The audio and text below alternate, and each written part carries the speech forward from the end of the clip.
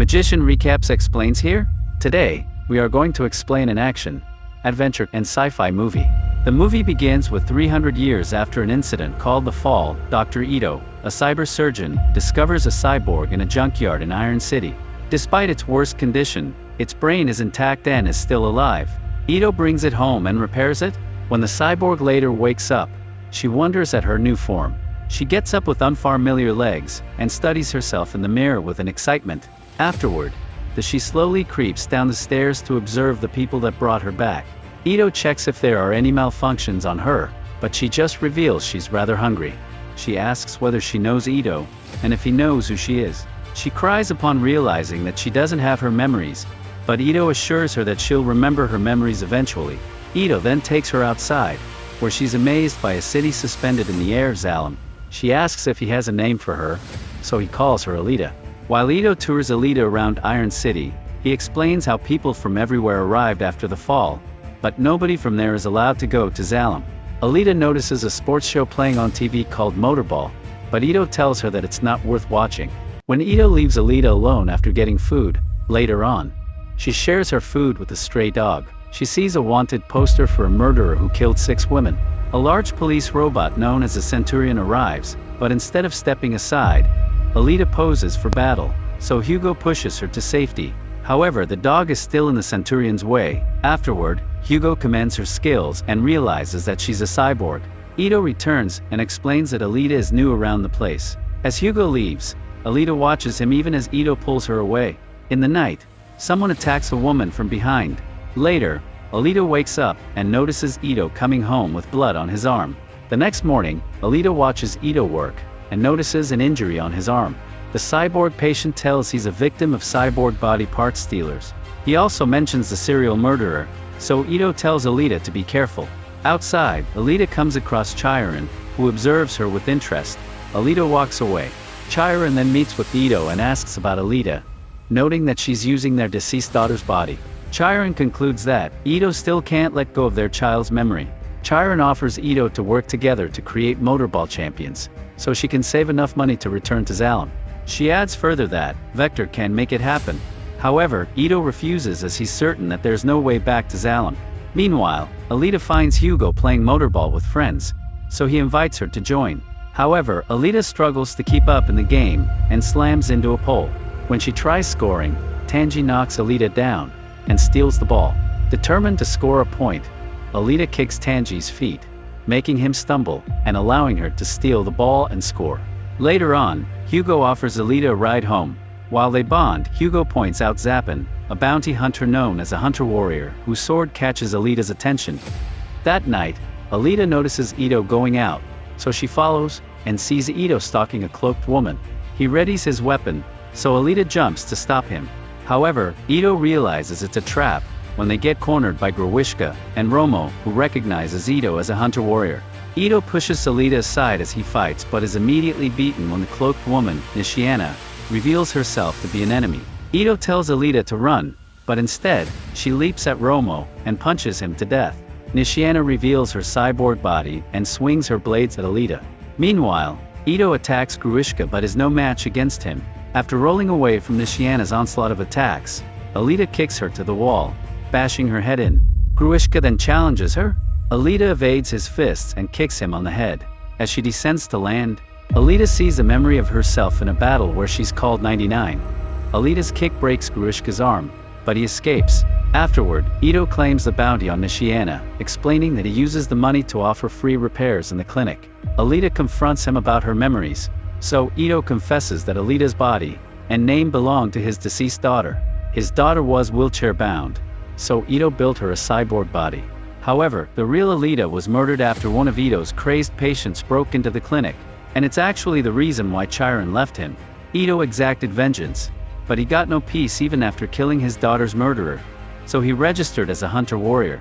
Ito reveals that Alita's heart is powered by an antimatter microreactor that can power Iron City for years. Since the fall, the technology hasn't been made, so Ito concludes that Alita is over 300 years old. In Vector's place, he demands Chiron to make motorball champions for him. Gruishka suddenly bursts through the window and begs for repair. Though Chiron refuses to, she reconsiders when he says Alita did it to him. The following day, Chiron notices that Gruishka is wired. Although Vector isn't interested in helping, his disposition changes when Gruishka speaks in the voice of Nova, a powerful scientist in Zalem. When Nova asks what happened to Gruishka, Vector and Chiron explain that Alita defeated him, though perturbed how she has such force. Nova deduces that Alita's knowledge of the Panzer-cursed fighting techniques allowed her to do such damage. Nova orders Chiron to rebuild Gruishka so he can bring Alita to him dead. Nova then transfers to Vector's body and promises that he'll bring Chiron to Zalem if she pleases him. Meanwhile, Ito and Alita discover that Gruishka is off the bounty list, so someone must be protecting him. Immediately, Alita insists on becoming a hunter-warrior to remember her past. Ito refuses to let her, so she runs away. Alita joins Hugo in a motorball match where he explains that a final champion of motorball gets to go to Zalem. During the game, a player, Kanuba, and his weapon called grindcutters catch Chiron's attention. Suddenly, Tanji calls Hugo for an important matter, so they leave the match. When Kanuba goes outside later, two masked motorcyclists try to bring him down. Kanuba fights back, but more masked figures electrocute him before the assailant's truck arrives to pull him in. While the crew removes Kanuba's parts, Vector arrives to complement their work. Hugo removes his mask, revealing himself and his friends as the masked assailants. Vector pays the crew and tells them to deliver the parts to Chiron. Afterward, Vector finishes off Kanuba. The next day, Hugo and his friends take Alita outside the city. They explain how the war wiped out everything outside Iron City, and all the sky cities fell after going against the United Republic of Mars. Only Zalem survived that war. They show her a sunken warship, hoping to trigger Alita's memory. Alita hurriedly recognizes it and treads into the water to get inside. Slowly crawling through the damaged ship, she rises from the water and reaches the command deck. She opens another room with a huge orb inside and instinctively navigates the control board. The orb then unveils an unused cyborg body. Alita takes the body to Ito and asks him to replace her body with it, but he refuses. Ito finally reveals that she's a berserker, one of the most advanced cyborg weapons ever created, hence why he won't unite her with the body. Tearfully, Alita leaves. Alita registers as a hunter-warrior herself. Later on, Alita goes to a bar for bounty hunters with Hugo. Zappin notices her and warns that she'll be competing with them for kills. Alita is not swayed and instead asks the hunter-warriors for help in defeating Gruishka. The others merely laugh at the notion. Zappin then mockingly offers to train Alita, but she declines training with someone who spends all his money on his face. Insulted, Zappin threatens her, but she quickly smashes his head on a table. Zappin swings his blade at Alita, so she kicks him back. Alita turns to the hunter-warriors, saying she's not impressed by the so-called heroes of Iron City. She challenges everyone, and they must help her cause if she beats them. She kicks the hunters' drinks on their faces, instigating a brawl. Ito arrives and tries to intervene. He threatens to stop repairing everyone for free, so everyone stops fighting. Suddenly, the newly repaired Gruishka arrives, and Hugo immediately sees the grindcutters on him. Nobody wants to fight Gruishka because he doesn't have a bounty on his head. When the stray dog that Alita saves starts growling at Gruishka, he commends its courage but kills it. Though Thierry, the hunter-warrior, McTeague, who has an affinity for dogs, still refuses to fight, using the dog's blood to mark her face for battle. Right away, Gruishka attacks with his grindcutters, so Alita evades them. Gruishka makes a hole on the floor before jumping down, and dares Alita to follow, so she does. Underground, using his new weapon, Gruishka continuously attacks Alita, who evades. When she tries to attack him head-on, Gruishka manages to cut Alita's body into pieces. Suddenly, she sees another memory where her martial instructor, Gelda, told her that Nova was the enemy. In the present, Alita uses her remaining arm to push herself up and pierce through Gruishka's eye. But before Gruishka can retaliate, Ito and Hugo arrive. McTeague unleashes his cyborg dogs on Gruishka as vengeance for the stray dog, forcing him to flee. With no other choice, Ito reunites Alita with the berserker body, which shifts to Alita's subconscious image of herself. When she wakes up in her new body, she immediately thanks Ito and shows it off. Alita soon walks with Hugo to show off her body's new features. After noting that she's a lot more touch-sensitive, Hugo makes Alita close her eyes as he leans to kiss her.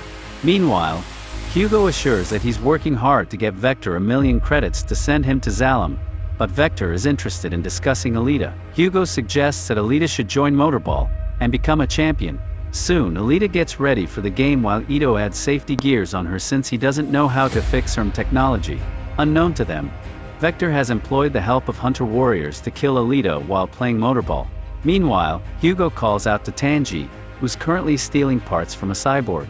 As Tanji confronts him, Hugo admits that he wants to quit what they're doing. The friends get into a scuffle but stop when Zappin arrives. Tanji tries to defend Hugo, but Zappin quickly slices Tanji in half. Immediately, Hugo throws fiery ammunition at Zappin and escapes. Meanwhile, Ito notices that the players aren't challengers but hunter warriors. Seeing Alita enter the game's field, Vector is glad that Hugo brought her right to them. Before motorball starts, Ito warns Alita that her opponents are out to kill her. Though outmatched, she still decides that she can take them all. As the ball is launched, Alita rushes for it while her opponents immediately jump her. Amidst the battle, Hugo calls Alita for help against Zappin, so she leaves to save him. Zappin catches up to Hugo, but Alita kicks him off. However, Alita sees Hugo on a bounty sign, hinting that he's wanted for murder. Hugo confesses that he jacked cyborgs for parts but asserts that he never killed anyone. Alita still chooses to protect Hugo, and slams Zappin on the wall. Hugo confesses that he tore cyborgs apart, though he assures her that he wanted to quit because he loves her. Chiron finds the two, but when Vector calls her, she tells him that they're gone. When Alita goes outside, she presents Hugo's head. However, Zappin realizes that Hugo's head is attached to Alita's body, keeping him alive. Zappin tries to take Hugo, but the Centurions mistake this as him stealing another's bounty, allowing Alita to take his sword and slice his face. The next day, they attach Hugo's head to a cyborg body with Chiron's help. Ito reveals that the only way to get to Zalem is by becoming a motorball champion. Ito confesses that he was born in Zalem, but Nova exiled his family because of their daughter's illness. Meanwhile, Vector questions why Chiron let Alita go. Chiron contends that she's a doctor and a mother, thus, she quits her partnership with him. Finally, Alita leaves to confront Vector. When Centurions demand her surrender her weapon, she uses Zappin's blade to slice at them easily. She soon drops into Vector's office. Suddenly, Gruishka arrives and hits Alita. While in pain, Alita sees a glimpse of when she fought against Zalem. A barrier wiped out her team on the tube that connected Zalem to Iron City. When she almost fell, Gelda held onto her, reminding her to finish the mission and destroy Zalem. Alita's body regenerates from Gruishka's attack. Gruishka strikes her again, but Alita slices his grind cutters, then cuts his body in half. Vector then pleads for his life. Pissed, she kills Vector's body. Months pass, and Alita is now a contender in the Motorball Champions League. Despite a chance to go to Zalem, she's still grieving her loss. As she steps into the arena, all eyes are on her, including Nova's. Subscribe to watch more videos like this. We are recapping action and dystopian crime movie. Let us start right away. In New Orleans, a ship called Genesis arrives at the docks to deliver several containers of mysterious cargo, which will be distributed throughout the city. Meanwhile, Biggie gathers a bunch of dealers, including Nude, and presents them with the latest drug called Power, as it gives people a special ability for 5 minutes. Biggie gives the drug to the dealers for free, and even lets them sell it at any price they want. Sometime later, Robin sneaks out of her home to sell some power on the streets. 3 teenage boys notice she's a small girl, so they try to outnumber her to steal the drugs. A fight continues as Robin tries to defend herself, but in the middle of the struggle, they're interrupted by police officer Frank, who makes them stop by showing his gun. Frank takes the power and arrests Robin, causing the guys to run away. Once they're alone, Frank lets go of Robin and reveals he's her friend. He buys power from her and even gives her an old motorbike as a birthday present. The next day, Art goes to an apartment in the slums to look for Nude. Using a trick to open the lock anyway, Art makes his way inside and discovers Nude has become incredibly disfigured because of his addiction. He's also keeping a huge stash of power in his apartment with an alligator as a guard. Art threatens Newt with a weapon. While Art steals Newt's phone, Newt runs to hide in another room, and takes power to activate his ability, which sets his whole body on fire. After a failed attack that starts a fire in the room, Newt starts chasing Art through the building, causing him to fall off an edge. But Art manages to hold on at the last second, and jumps into the lower floor while Newt feels his body weaken, so he takes 3 more doses, and goes after Art, only for a neighbor to throw water at him.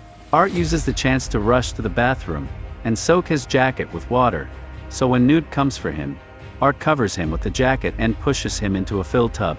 At first Newt refuses to talk, So Art starts punching him until he confesses he got the power from Biggie. At that moment, Newt's body starts shaking, so Art runs away right before Newt explodes. This causes him to have flashbacks of a car accident he was in with his daughter. Meanwhile, Robin checks on her sick mother, Irene, before going to school.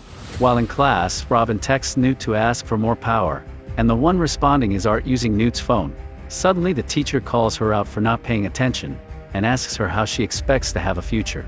A friend mentions she's a great rapper and starts to create a beat for Robin to freestyle, so a nervous Robin begins rapping against the system, and her teacher. Her classmates record everything, and cheer for her, only to then reveal this was just a fantasy in Robin's head. The teacher asks her to give up her phone, or go to the principal's office, so she chooses to leave. Later on, the cops surround a bank where a criminal has taken hostages with a mysterious power. Frank takes over a coworker's spot, and when nobody is watching, he takes power, and starts a timer on his watch.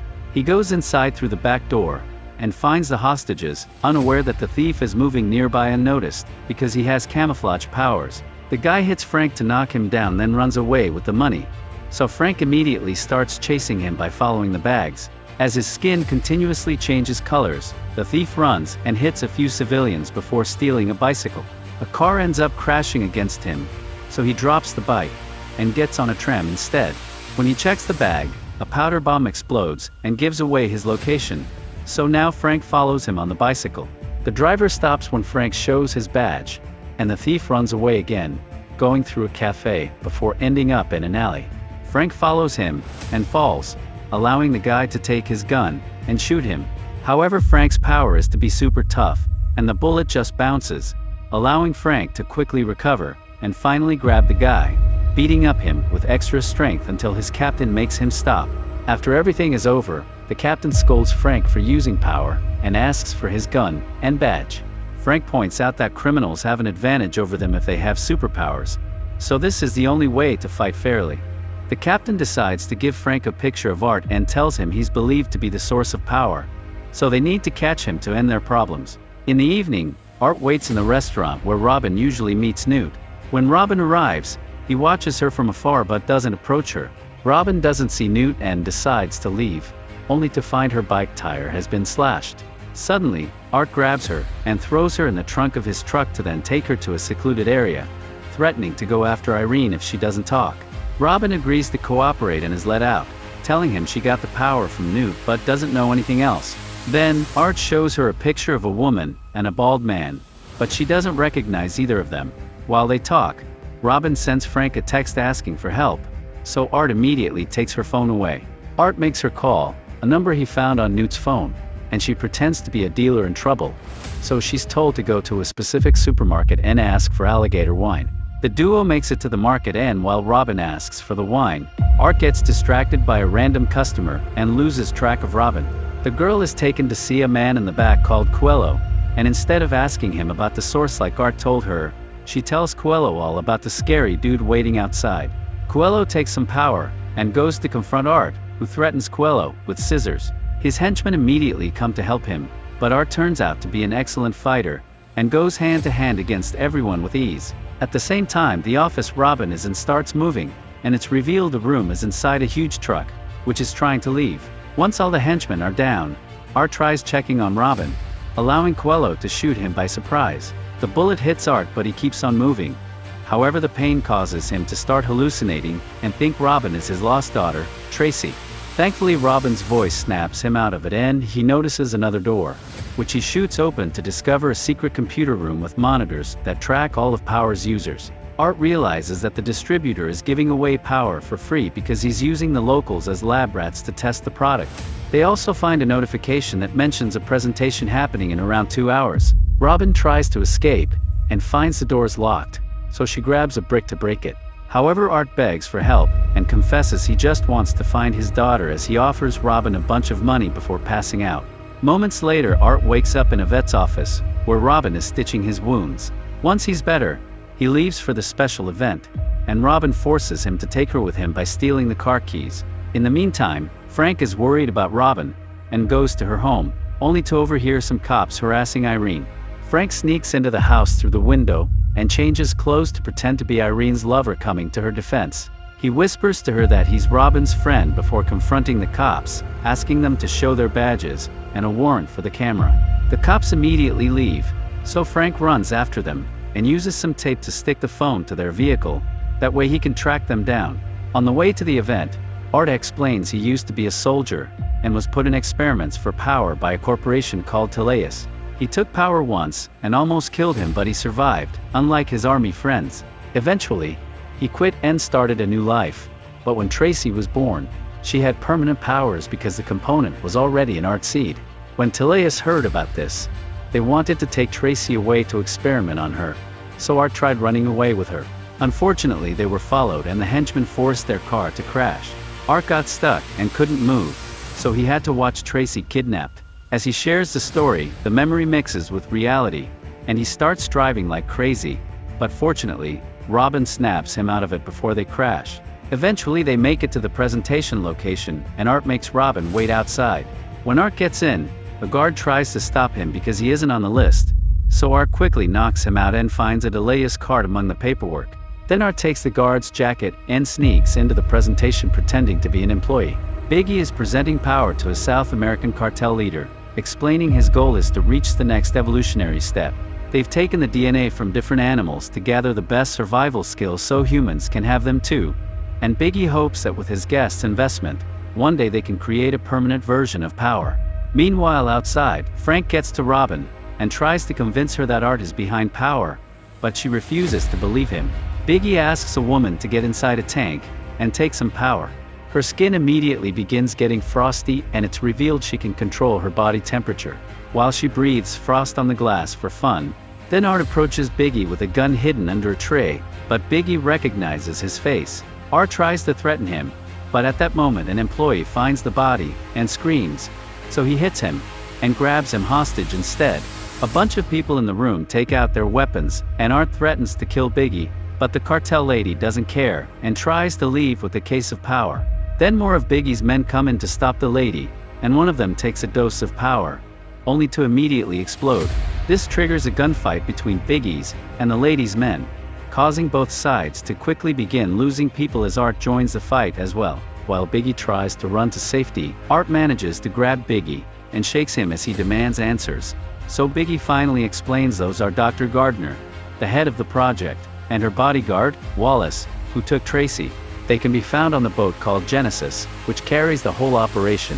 Frank arrests Art, and when Robin tries to defend him, Art just tells her to go home. While Robin gets on her bike, she sees Wallace among the cops and recognizes him from Art's picture, so she decides to follow him. Meanwhile, Art tells Frank that in a few seconds his captain will tell him to take him somewhere else instead of the precinct. His prediction comes true, and Frank realizes his captain is part of Teleus bribed men in the force.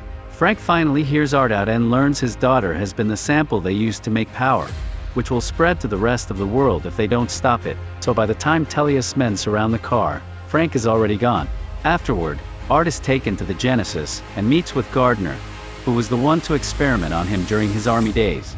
Robin is watching nearby, and Frank is furious to see her when he arrives. After a pointless argument, Frank gives her a special earbud so she can keep guard and inform him of anything happening in the area. Then Frank takes some power and approaches the guard, who shoots him down before going away, leaving the door open because he thinks Frank is dead.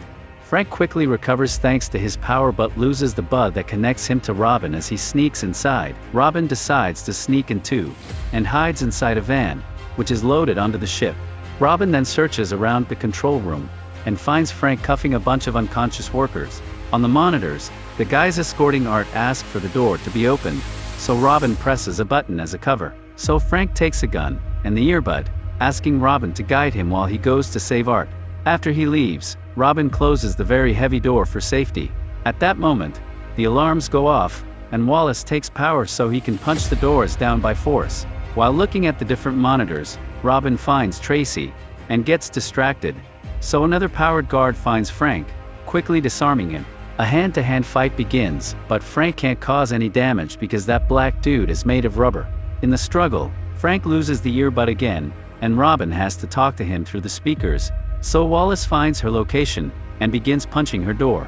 Frank gets stuck in a tight rubbery hold, but he manages to punch the guy and release himself before dragging the man to a nearby door.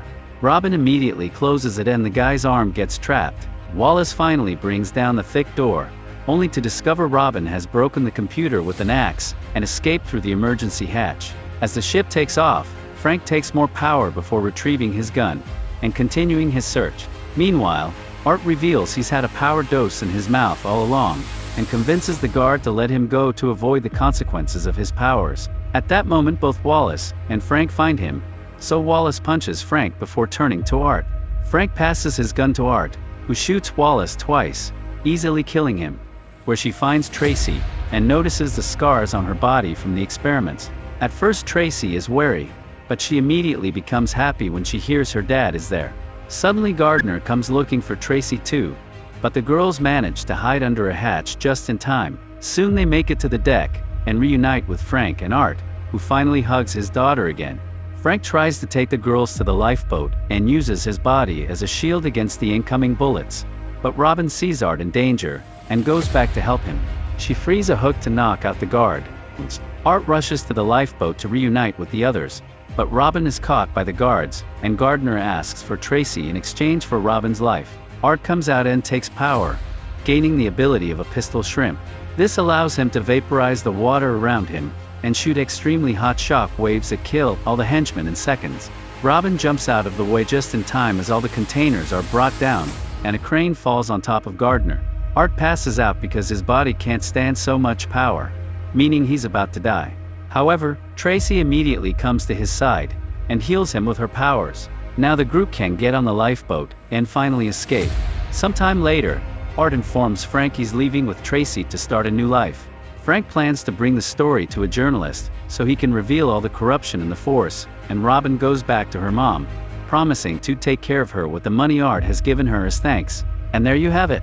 Subscribe for more videos like this. The movie begins with an asteroid heading straight towards the Earth. All the countries shoot rockets at it, causing the asteroid to get destroyed, and saving humanity.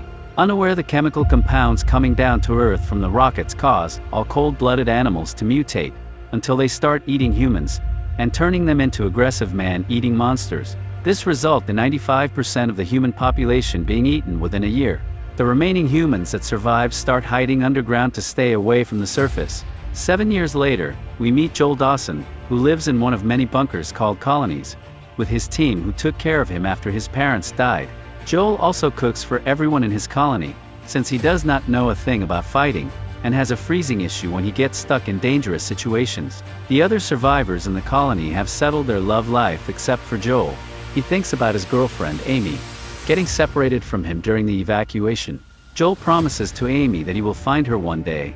Before she leaves with her family, Joel decides he has had enough, and asks his team members that he is going on a quest to find Amy. They inform him Amy's colony is 85 miles away at Jenner Beach, and he may not survive to reach there.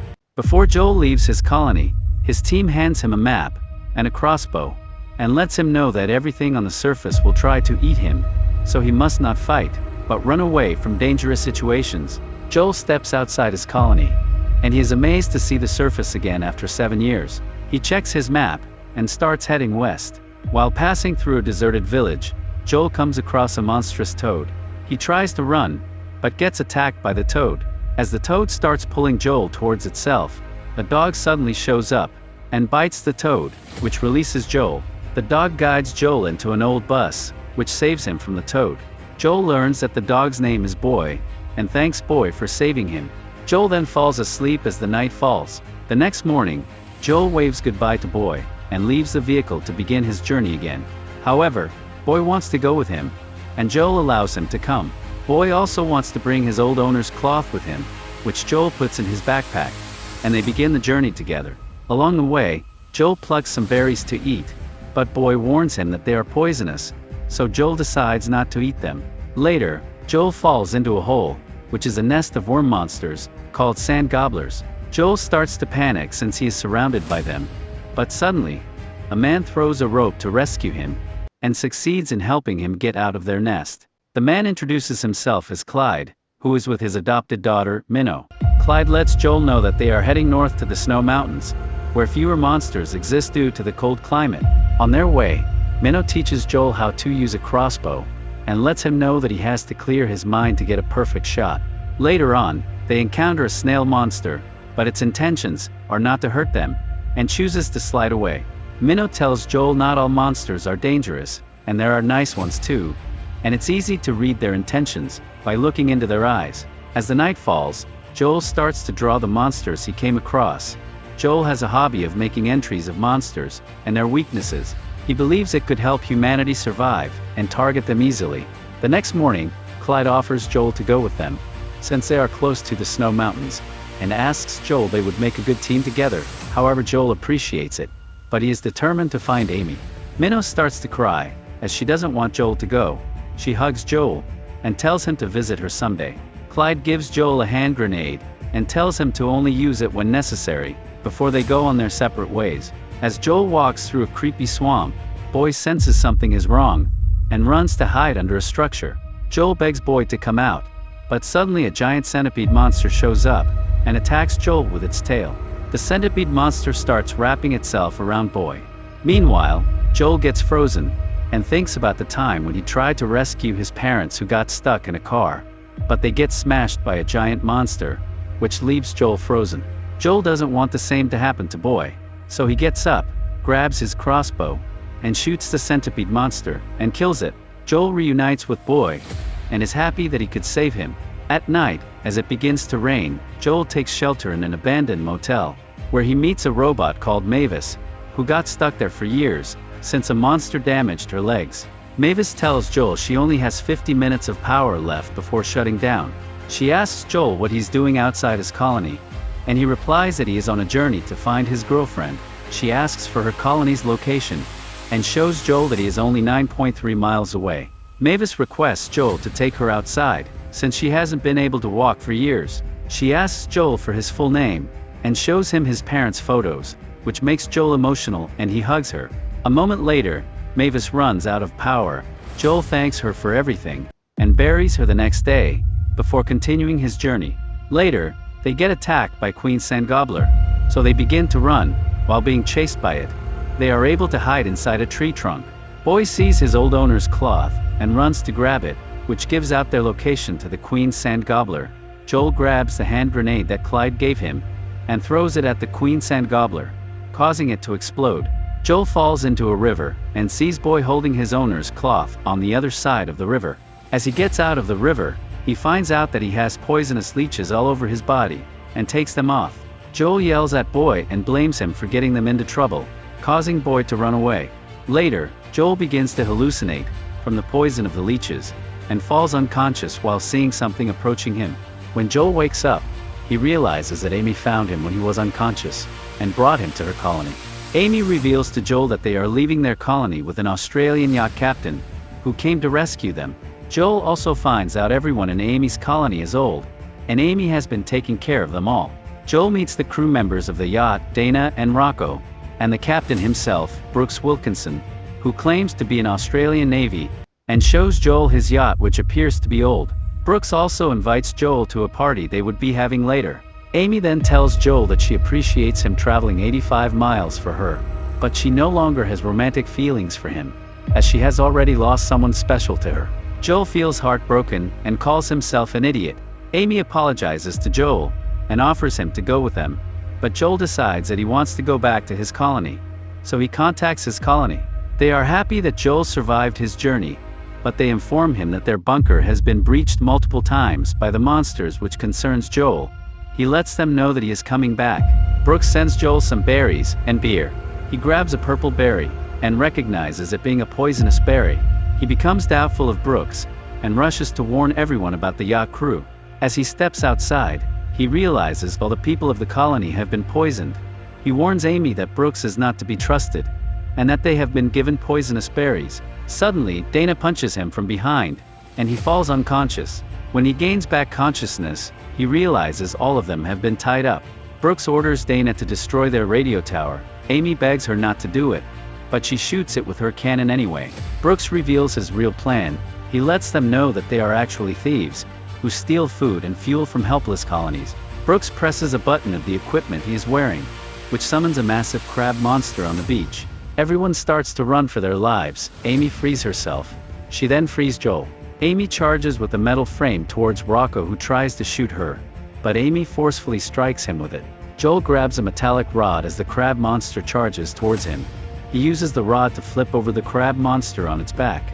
Brooks presses the equipment again, causing the crab monster to get back on its legs. Meanwhile, Amy is fighting Dana, but she gets attacked by Brooks and falls unconscious. Brooks tells his crew that they are leaving and run away with their supplies on a boat. Suddenly, Boy shows up, and Joel is happy to see him again. He tells Boy to help Amy. Boy then starts licking Amy, which wakes her up. She then hands Joel a cannon while the crab monster grabs him in its claws. But just when Joel is about to shoot it, he looks into its eyes and senses that its intentions are not to hurt them. Joel realizes it is being controlled by Brooks through a chain connected to his equipment. So he shoots the chain, resulting in it being destroyed, which sets the crab monster free. Brooks is unable to control the crab monster again. It then drops Joel down and begins charging towards Brooks and his yacht for revenge. The crab monster eats Brooks and both of his crew members before completely destroying their yacht, causing it to sink. Before Joel leaves to rescue his colony, he tells Amy that they will be heading north to Snow Mountains, where it's safe. He also hands Amy his survival book and tells her he can make another copy since he has it all in his mind. Amy then gives him a romantic kiss and promises him that she will find him before he leaves. Joel goes back through all the dangerous lands that he traveled before. He finally makes it to his colony, where everyone is so happy to see him again, and they start hugging him. Joel then sends a global message to all the colonies, and shares his experiences, and lets the world know, if he could survive on the surface, anyone can do it, and that he is done hiding, which inspires everyone to leave their colonies, to conquer back their world. Joel's colony also leaves their bunker, and starts heading north. If you enjoyed the video, subscribe for more, turn on the notifications, and leave a like, which also helps the channel out. Thank you for watching. Like the video, smash that subscribe button, and turn on the notification bell to join our magical movie family.